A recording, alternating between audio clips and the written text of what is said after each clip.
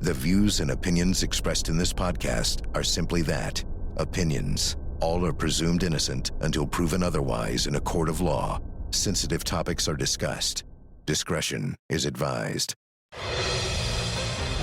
So the pregnancy could be so early on, say 2 weeks, where that fertilized egg simply isn't visible to the naked eye. Or she could have had a previous pregnancy and a miscarriage. If this was a new pregnancy, this was something that she could have realized was happening to her body. Potentially, yes. Was pregnancy a possible motive in the murder plot trial? We're talking about what the medical examiner reveals in the courtroom. Plus, will convicted killer Jose Soto Escalera take the stand to save his own life? Well, the penalty phase in his trial begins in less than an hour. We'll go there live.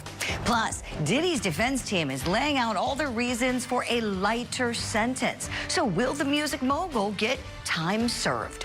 Plus, the mysterious death of Ellen Greenberg, drumming up interest through a brand new documentary. The teacher found with 20 stab wounds back in 2011, and the case was ruled a suicide up until recently. So what really happened? We'll talk about it. It's all coming up next for you right here on Opening Statements.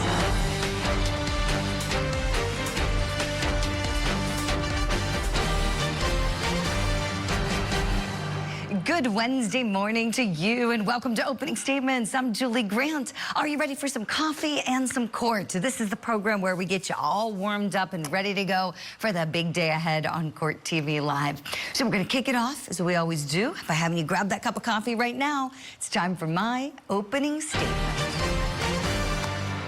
Where is the line between friendship and felonies? In other words, when does being down for your friends turn deadly? In the Iowa case against Dakota Van Patton, these questions are coming up, as Mr. Van Patton is accused of being a friend so loyal that he allegedly helped his buddy commit a murder. The murder of his friend's girlfriend, Melody Hoffman. Sounds like a pretty wild accusation, right? Yet, if you watch the trial, you'll see the prosecutors are proving the allegations against defendant Dakota Van Patton. His buddy, McKinley Louisma, has already been convicted by a different jury. When I look at the evidence, my friends, and look at these two buddies, I'll tell you what I see. What I see are two yo-yos trying to act hard, trying to behave like gangsters, thinking they can go kill somebody and get away with it. Instead, their misplaced confidence and foolish plan backfired. They not only caught murder charges, but these wannabe gangsters also destroyed their own lives in the process. That is what I see. Louisma is locked up for life, and based on the evidence so far, I think his pal Van Patton is about to join him soon. Melody Hoffman should be alive today. What happened to her was cruel, it was calculated, and it was callous. And now, Melody deserves justice. That's my opening statement. Let me know if you like it. Right now, it's time for your daily docket. And when Melody Hoffman's blood was tested, was the HCG hormone present in her blood? Yes, it was present and slightly elevated above. There's a little bit that should be in your blood that could be normal, but it was above the normal limit for someone who would not be pregnant. In Iowa, we've got testimony resuming this morning at 10 a.m. in the case I was just talking about, the machete murder plot trial for defendant Dakota Van Patton. There is a 4-hour embargo on the testimony, but we're going to make sure you see every moment of this very compelling case. In Tennessee, we've got the Baby in the River murder trial. This is happening at 10 a.m. this morning. Defendant Brandon Isabel is accused of shooting his girlfriend and then throwing their 2-day-old baby into a river. And in Mississippi, we've got the state's case beginning today in the plotting parents murder trial for defendant Jeffrey Spence. So this guy is accused of killing his daughter's boyfriend. His wife, Karen Spence, has already pleaded guilty. Court's going to get underway at 10 a.m. Eastern Time. Right now, Let's turn to your top story this morning. Here's the big question. Will convicted killer Jose Soto Escalera take the stand? So we're less than an hour away from the penalty phase beginning in this case that we've branded the pregnant mistress murder trial. You saw it on Court TV last week. This guy, he's facing the death penalty after a jury convicted him for murdering his mistress, Tania Wise, and their unborn baby, Josiah. Now, the jury got to hear lots of evidence, including the defendant's recordings where he lined out his murder plan. And I'm not the only one.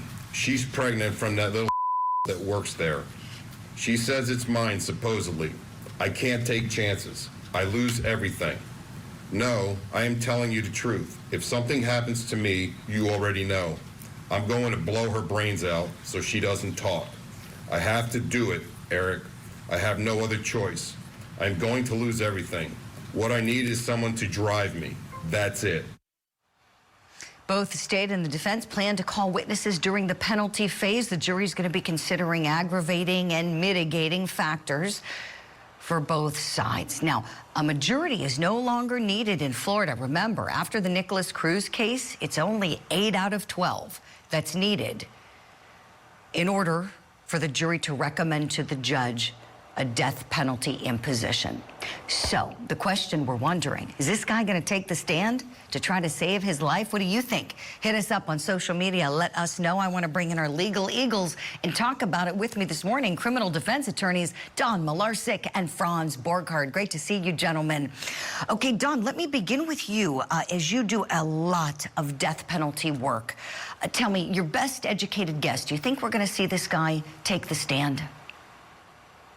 I do not, Julie, and here's why. You know, in a number of states, including Ohio, the defendant has the right to give an unsworn statement to the jury, and that's basically the defendant saying, hey, look, anything he wants. He could ask for mercy. He could talk about his own family and how they would suffer if he was killed. He can say anything he wants, and that's not subject to cross-examination.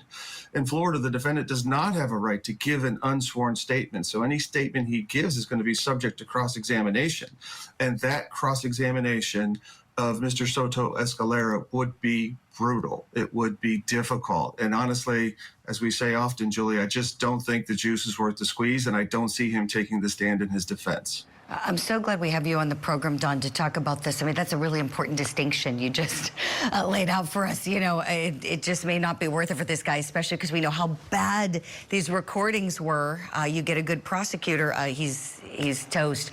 Let's take a listen to one of them. This is where he's on that recording discussing choking Tania Wise as a way to kill her. And Franz, I want to come to you on the other side of this. Here we go. What do you think about choking her, unintelligible? Huh? Is it better than a blow and just get it over with? I just can't do it, unintelligible, inside my truck. It won't hurt me if it's not my truck. I got to strangle that. You can't leave no blood or nothing in the truck. Franz Borghardt, I want to tap into your experience serving as a former prosecutor before you went into the private sector doing criminal defense work now. How rare is it that you get premeditation on tape to use against a criminal defendant? It's delightful if you're prosecuting, and it doesn't happen often. And in some respects, it's better than a confession, right? It also will absolutely be replayed in the penalty phase. Don's spot on. I mean, in Florida, it's just not. You don't get the same rights that you get in other places. So I agree with Don. His cross-examination would be brutal. And look, this is a guy who's not going to get on the stand anyway, Julie, and say, yeah, I'm sorry, I did it. There's not going to be a contrite heart. There's not going to be remorse. And he has a right, by the way, it's a good law. He has a right to appeal the conviction for guilt phase and not to incriminate himself. And they're theoretically not supposed to hold it against him for not testifying in the penalty phase. But man, oh man, those audio tapes, which are absolutely going to be replayed in penalty phase, highly damning and definitely a feather in the case for the prosecution. So true, Franz. Dawn, let me dovetail off of what Franz was just saying with you.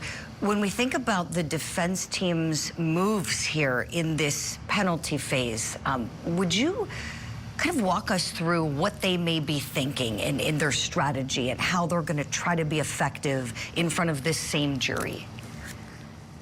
So the defense's job at this point, Julie, is to present what's called mitigating factors. And I would assume he has very good counsel that they have been working since they were first appointed on day one on establishing those mitigating factors. Now, mitigating factors can be things like childhood trauma, serious mental health issues. They could be substance abuse issues. They could be things like a lack of a significant record. All those criteria are facts that the court will hear, that the jury will consider. They could bring in friends, family, co-workers to try to establish that this is a three-dimensional human being. He's more than just the worst act he's ever committed. And they're trying to get the jury to weigh those mitigating circumstances against these 5 aggravating factors that the prosecution proved in the guilt phase. In the penalty phase, it's all about mitigation. So that's their job, is to bring in psychologists, psychiatrists, mitigation specialists, family members, friends, co-workers, and to try to make him a real, compassionate human being, more so than the monster that he's been portrayed in the innocence phase. Yes. And Dawn, a follow-up for you, please. When you're doing death penalty work and we think about how that punishment is reserved in America for the people that the states believe are the worst of the worst. When you're on the defense side, are you expecting a loss typically? Are you expecting to be playing the long game, in other words, and really putting a lot of effort into the second half of the trial? Absolutely, Julie. Absolutely. That is your job, 100%. From day one, you have to think, I'm going to have to face a jury arguing for my client's life. You can never, ever assume that he's going to be found not guilty of the aggravated murder or any of the aggravating factors. So from day one, a good defense attorney has to start preparing for mitigation. And oftentimes, that is your only job, is to try to save your client's life. In a case like this, when the evidence of guilt is overwhelming and the defendant's own words convict him, from day one, your only goal is to try to save his life. Yes, I really appreciate the insight, Dawn. Franz, let me talk to you about some of the bad facts. Perhaps one of the most sad, awful things about this case is that the baby was killed too. I mean, she was days away from delivery. You know, they were about to schedule her C-section right before she was killed. She had a name picked out. Josiah was what Tania Wise wanted to name that baby. Franz, how do you think the baby is going to be factored in by this jury when it comes to an aggravating factor the state of Florida is going to try to get him on? Well, I do think that what's interesting about Florida, which is dissimilar from most of the other states in the United States, is from the defense perspective, the defense has to find either 5 holdout jurors to say, hey, I can't put this guy to death, or they've got to find 8 jurors to say life. And whenever you have the killing, the unnecessary killing of a child or an unborn baby, I mean, it's kind of hard to make that case for this guy doesn't need to be alive. This guy we can't, it's not enough to put him in prison for the rest of his life. This is what the death penalty was designed for. That is the common sense argument of most civilized human beings or uncivilized human beings, depending on what side of the spectrum you are, Julie. And look, it's bad enough to kill a human. It's even worse to kill a human unborn child. I'm with you. I'm with you, my friend. Really excellent insight as we're getting ready for apparently about an 8:45 start. We know this judge has been very timely, so we're going to go in there as soon as everybody is ready to go. Franz Borghardt, Dawn Malarczyk, thank you both for the great discussion. We'll hit a break. When we come back, here's what's next on Opening Statements. Of course, we would have liked to have seen a conviction on the sex crimes in RICO, but we understand beyond a reasonable doubt is a high standard. I've been saying this for months. We've said it with each lawsuit that came out, and today that was proven true. The media got it wrong about Sean Combs every single day for nearly 2 years. Tania Garagos there making a point about Diddy's case. So now the question is going to be, what kind of sentence is he going to get in this case? We'll talk about it coming up. Plus, what happened to Ellen Greenberg? A new documentary is revisiting the mysterious death that's haunted her family for more than a decade.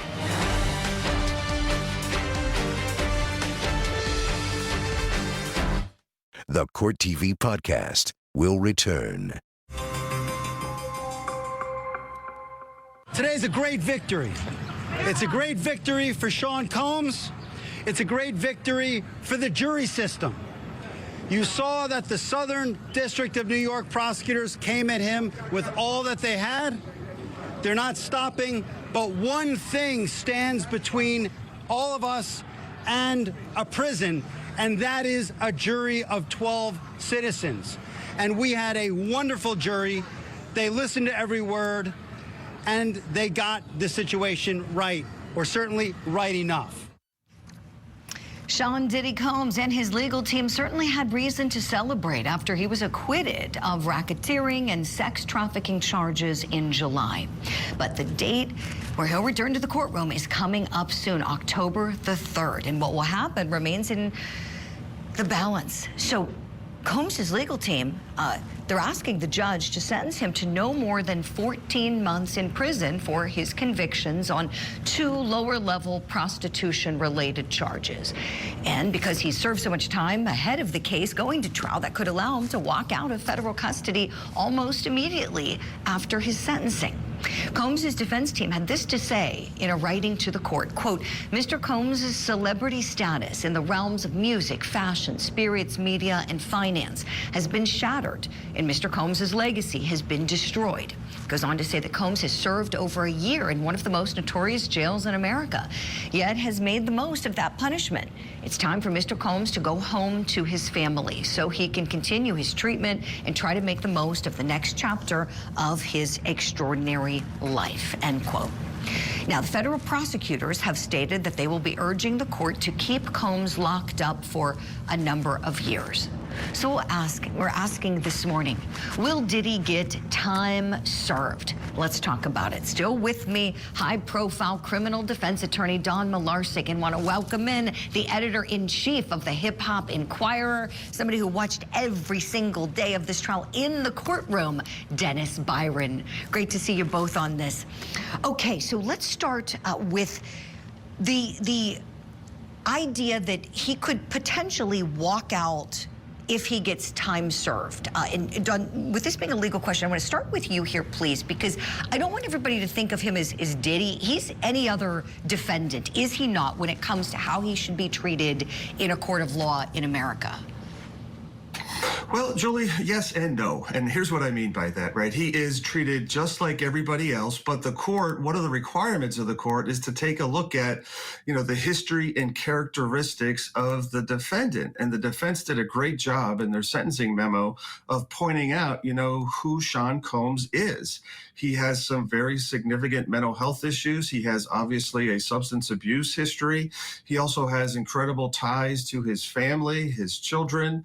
And the defense did a really good job of highlighting his employment career, his extraordinary life, as well as his good charitable works. I mean, those are sentencing factors under the United States sentencing guidelines. So yes, he is to be treated like everyone else and give no special favors.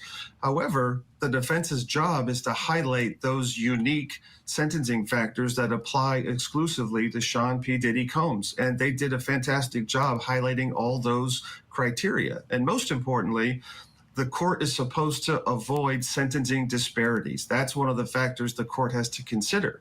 And the defense put in their sentencing memorandum that the average sentence for people convicted of this offense in the United States with no prior criminal record, just like Mr. Combs, is 14.9 months. So that ask of credit for time served is in line with what other judges across the country have done for similarly situated people. Don, thank you for all of that. And speaking of the judge, Dennis, this is exactly what I wanted to ask you about. So here we don't have a jury recommending a sentence. We've got the judge, and he sat there hearing all of the evidence that you heard as well as you were in the courtroom watching as the jurors were. Tell me, Dennis, how do you see this judge coming down on sentencing? Well, I think that if the judge follows the juror's decision, then I would agree with the counsel that, he should get the 14.9 months in, time served. But we have to also look at how he has ruled in the past. So if I was a betting person, I would say the judge would probably lean more towards what the prosecution recommends in the PSR report. A lot of people believe that he should get out time served, but I'm, been a little reluctant with this particular judge. Mm-hmm. I appreciate that insight, Dennis. It's helpful. I mean, you saw him making all the rulings that he made. Not long after Diddy's acquittal, we spoke with his lead counsel, Mark Agnifilo. He did an interview with me on this show that we had taped, and one of the things I asked him about was what's ahead, what's going to happen for his client as the sentence is imposed. Let's take a listen to what he said about his career in music. Does he hope to return to music? I don't know that he's thought that far ahead. The phrase he uses with me, and I can share it because he said that I could, is he says he feels he has more to give. And I expect big things out of him. But I think we need to let him have a little transition, have some downtime. I just spoke to him an hour ago. I said, I'm not going to rest until you feel the hot August sun on your neck. Mark Agnifilo, an excellent attorney, really battled for him. Dennis, when you hear that, what do you think? Doing the work you've done for so many years, do you see a return to music for him? For Sean, absolutely. He's bigger than life. He was, obviously someone that many people tried to emulate in the entertainment circle. I think that the energy, the people, drives them to want to be out there. I don't think this is a time for people to think he's just going to, if he's released there, he may take some time off to spend with his children and his mother. And I got a point also talking about that real quick, Julie. I recently lost my mother. And I thought about that as I was coming to do this show. His mother's very old. His mother is older than my mother.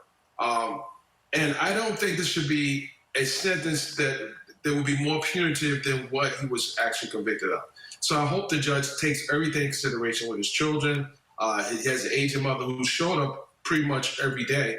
And, don't bow to the pressure of those who want to see him do a lot of time. Dennis, we're so sorry about the loss of your mom. And thank you for pointing that out, because that was one of the things I will say that struck me when I was able to go in person, largely thanks to you, going into the courtroom with you, sitting there, watching along just the one day that I was able to see. And that struck me, the family support, because I think we think of him as like being on an island and he's, behind bars, and yet there's a lot of love for him still with his kids, his mother, a lot of unwavering support. And he shouldn't be treated any more harshly or any less harshly than anyone else on the same set of facts.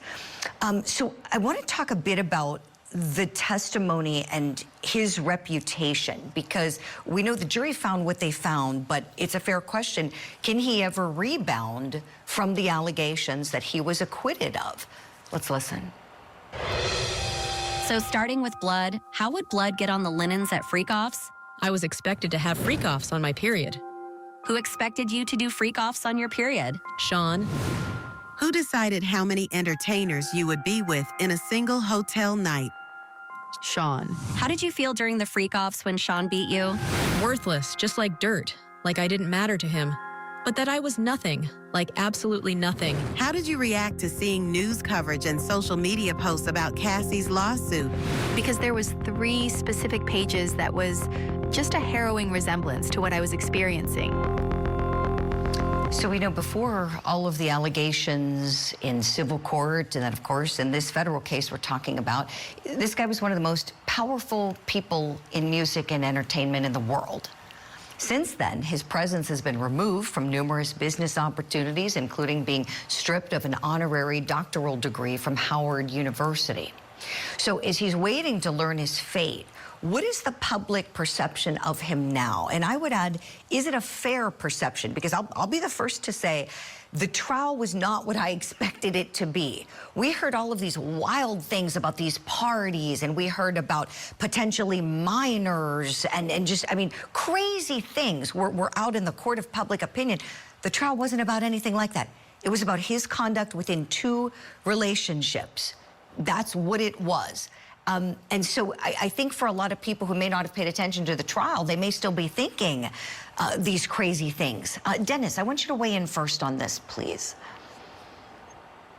I do think that the media coverage and all the misinformation that was floating out there from the time of the settlement of the lawsuit and then the raid, it did sway public opinion on who he is. They were looking for, when we heard entertainers, most of us thought they were high performing entertainers. Well, these guys were kind of performers as well. But, you know, I don't want to say certain celebrities, but we thought these celebrities that performed on stage with them, that rubbed elbows with them, would be the ones that come into the court. We sat in the courtroom. We saw none of that. We didn't even see Kanye West show up in the courtroom per se. We saw him show up to the building, but it was none of that. So there are people that might not have really understood that this wasn't about entertainers and children and you know, wild orgy parties. There may be people out there, but his true diehard fans are going to support him. You know, we know they still have a lot of support just based on some of the letters of support that was submitted to the court. And that was over 70+ letters. Mm-hmm. Yeah, we saw the celebration going on outside the courtroom. I saw those supporters, Dennis. Yeah, you're right. You know, it's really something. It just goes to show you, pay attention to the evidence. Don't make judgments till you've seen the evidence. And, you know, his swinging lifestyle was really what came out of this trial. We'll see what happens on October the 3rd. Dennis Byron, I know you will be there. Everybody check out the Hip Hop Inquirer. Dennis, thank you so much for making time for us today. Take good care. Don Milarzik's coming with us. We want you to do the same at home, please. When we come back, we're going to talk about the mystery still surrounding the death of Ellen Greenberg, despite the case being ruled a suicide with 20 stab wounds on her body. A new documentary's gaining some brand new interest in her case. And was victim Melody Hoffman killed because she was pregnant? The testimony that could tip the scales of justice in the murder trial for Dakota Van Patton. So the pregnancy could be so early on, say 2 weeks, where that fertilized egg simply isn't visible to the naked eye. Or she could have had a previous pregnancy and a miscarriage. Now, back to the Court TV podcast.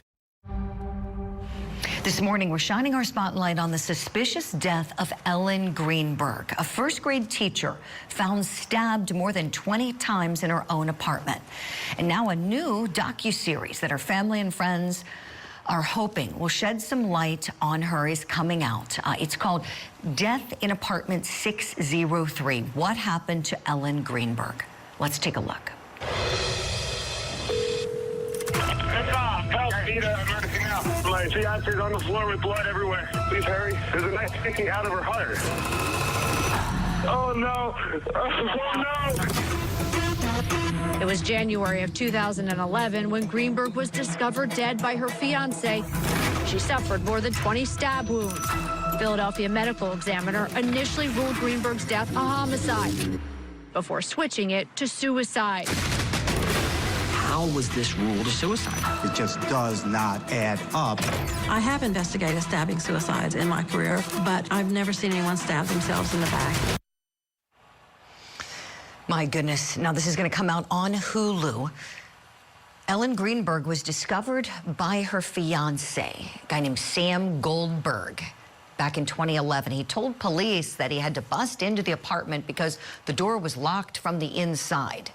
Now, Goldberg has never been charged in connection with Greenberg's death. Her death initially ruled a homicide, then the ME changed it to suicide, which meant there would be no criminal investigation. And back in February, the Philadelphia medical examiner changed it again, saying that the manner of death should be amended to something other than suicide.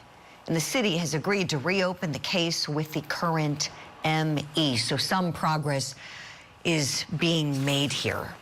Now, let's talk a little bit about this case. I want to bring in someone who's in that Hulu docu-series. She's a friend of Court TV Network, been on the show before, forensic pathologist Dr. Michelle Dupree. And to give us legal analysis as well, we have attorney Franz Borghardt here too. Okay, so Dr. Michelle, your thoughts on what happened to Ellen Greenberg? I don't know how this could possibly be ruled a suicide. And there is no manner of death as something other than homicide. There's only 5, and that's not one of them. It's either suicide, homicide, accident, natural, or undetermined. Right. And so to suggest that this was something else, it just seems crazy to people, lay people who are not forensic pathologists like yourself are going, how in the world with this beautiful, young, vivacious woman, you have stabbed herself, all these in the back, stab wounds to her back. Dr. Michelle, I don't know how in the world someone didn't have eyes on this when this happened, say, wait a minute, this can't be possible. I don't understand it either. And I've read the autopsy report, of course, and gone through the photos and the scene photos. And this is a tragedy. And, you know, her parents are such heroes for pursuing this. Accolades to them. Yeah, most definitely. Our hearts break for her parents. We've got a clip when they spoke to PennLive.com back in February, because remember, this is a Philadelphia area case. Let's listen to some of what Mom and Dad shared. They said something about suicide, which I never considered for 1 second. Never, ever, ever would she do that. It's like somebody punches you hard in the stomach, and again, and the air goes out of your lungs, and you can't breathe. It's heartbreaking. Franz, I want to go to you on the fiance. So has not been charged. His name is Sam Goldberg. He's the 911 caller. He said to the dispatcher, quote, "Oh my God, she stabbed herself. She fell on a knife. I don't know, her knife is sticking out." Boy, it sounds like something we've heard a couple times here on Court TV, huh, Franz? In the Colin Griffith case, recently in the Samantha Krebs case as well. Is this fall on a knife theory becoming common? What do you think? So I was just about to say, haven't we covered this kind of homicide? And I use that word deliberately. We've seen this before. And look, this guy is presumed innocent. But generally, when we have the fiance or boyfriend calling in, saying something ridiculous like she must have fallen on a knife, we generally see a subsequent prosecution, arrest and prosecution. Julie, this is not like Stairwell or Staircase, where it's like, well, did she fall down the stairway or was she pushed? This one's pretty much easy, and I hate to say it that way, and I'm sorry, it smells funny. So you got 2 choices. Either this is blatant incompetence in terms of a medical decision, a forensic medical decision, or there's something going on here that's a little sketchy. And that's, I'm going to put it nicely for national TV, sketchy. I don't understand. And guys, just so we're on the same page, probable cause, the lowest level of standard is more likely than not a crime happened. Not proof beyond a reasonable doubt. This is like textbook probable cause for homicide. So I maybe this documentary will put some life into this case and something will happen with it. But this just smells really funny. Sure does, Franz. As I was just going to say, stinks to high heaven, this one. Dr. Dupree, this beautiful young lady had 20 stab wounds on her neck, her spine, the top of her head, and 11 bruises found in various stages of healing all over her body. Dr. Dupree, do you think she could have been a victim of domestic violence? Absolutely, Julie. It certainly sounds like it. And, you know, the other thing that I want to mention is usually the first person that finds the victim and or the spouse or significant other is a suspect. I don't think he was ever a suspect in this. That's a great point. And when recently after her parents had to bring all the civil litigation, and the ME is saying, oh, well, now we can change it to something other than suicide, said that this is based on information that the fiance was seen entering the apartment before placing the 911 call on January 26th, 2011. Franz, is it unconscionable to you that this wasn't considered at the time of this autopsy, or maybe it was deliberately ignored? I don't know. At the very least, it's reasonable to say this could be a homicide. At the very least, someone enters into a room and into a space and finds their partner, their fiance, whatever, and they immediately jump to, she must have stabbed herself. That doesn't make any sense whatsoever, and it doesn't make sense to me how there wasn't some kind of declaration of, you don't like the fiance being the one who did it? Well, it's an unsolved homicide then. It's just to say that it was a suicide at any point. And by the way, the ripple effect of this incompetency, or whatever we're going to call it, is if someone is ever prosecuted for this, guess what a good argument for reasonable doubt is? That you couldn't make up your mind if it was a homicide or not. How does a jury do that? Or you are so incompetent in your determination, how do we know that the rest of the investigation wasn't handled with the same incompetency? Total disaster. Excellent points. Boy, I wish we had more time. We're going to talk about this again as the docuseries is about to drop on Hulu. Excellent insight. Franz Borghardt, Dr. Michelle Dupree, thank you both so much. We'll hit a break. When we come back, we're going to turn our attention to the murder of Melody Hoffman. Could she have been pregnant at the time, and was that a motive in the machete murder trial? Plus, we're moments away from learning whether convicted killer Jose Soto Escalera will take the stand. This is the Court TV podcast.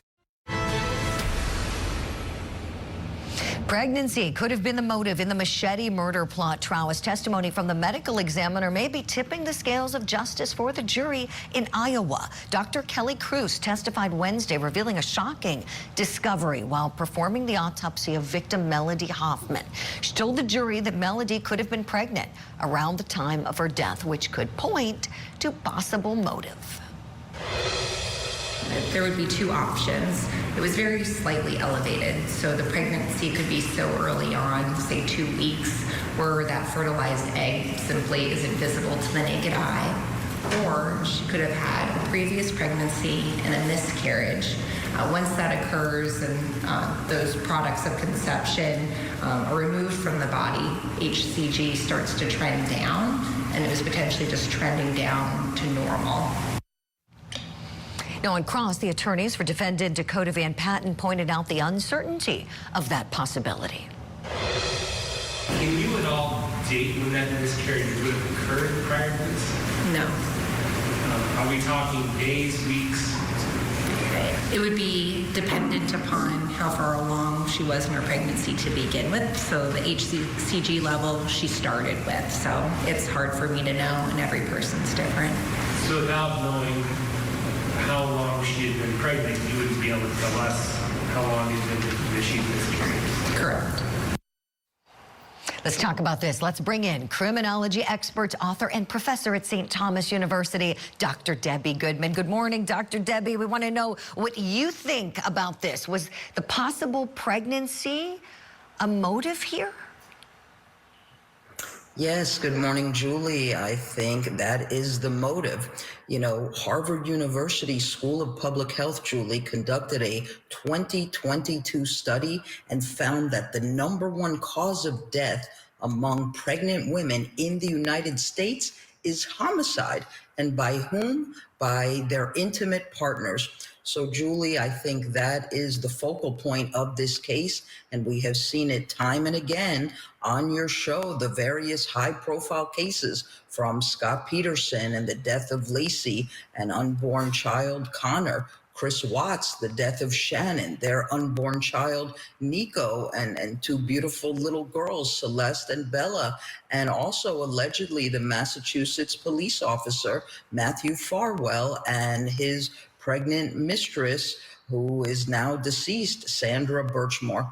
So, Julie, I do feel that this is the issue at hand here in this case, as we've seen, sadly, tragically in other cases, and we must demand justice for Ms. Hoffman. She did not deserve to die, and if these were the decisions made by Mr. Louisma, Mr. Van Patton, then the penalties must be swift, severe, and certain. Dr. Debbie, what you're sharing is so enlightening.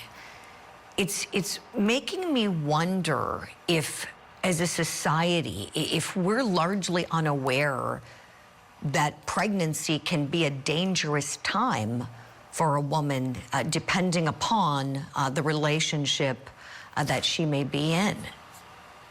Yes, Julie, very well said, and important to have that conversation. You know, for many families, it's a glorious time. It's a celebratory time. However, in these issues and situations and circumstances that we are discussing, I think that for these defendants, the pregnancy becomes a problem for them, that now they feel they're angry, they're overwhelmed, they're hostile toward their intimate partner, and they feel that murder is the solution. But it is just so devastating, but yes, something that we need to create awareness about.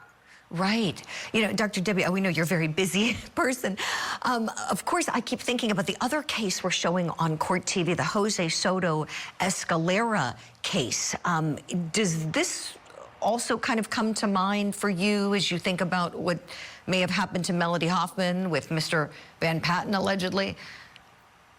Yes, Julie, I think there's direct alignment between Mr. Jose Soto Escalera, victim Tania Wise, allegedly a pregnancy involved. And I just think that this mindset that individuals have, it's almost like we've talked about before in other circumstances, but I think still a relevant theory, and that is the disposal theory, that individuals feel that because another person some way, somehow has become an impediment, has become an interference, or some way, somehow an inconvenience, that they will solve the issue by murder. And it is just absolutely incredible to me, even as a criminologist. It is shocking. It is so sad and devastating, and we've got to create the justice for these victims. Right. It is unfathomable, Dr. Debbie, as you said, because you think about, this is their baby. You think that,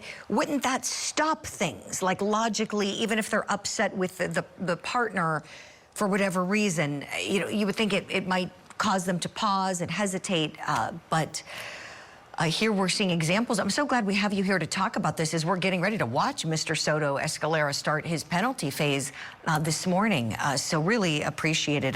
You're always up on all the cases, Dr. Debbie. I know I can ask you about that. Thank you so much for the great information. We'll look forward to having you back very soon.